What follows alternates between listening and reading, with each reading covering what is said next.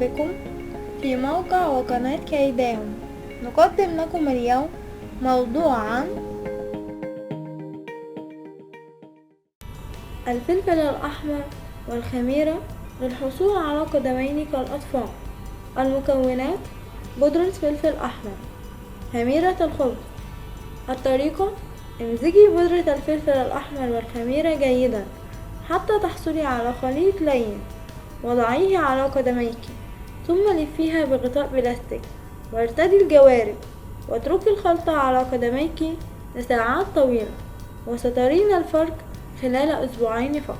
لو الفيديو عجبك ممكن تسجلي إعجاب من هنا، وممكن تتابعي معانا كل الجديد وبشكل يومي من خلال الاشتراك في القناة بالضغط على زر اشتراك أو سبسكرايب الموجود هنا.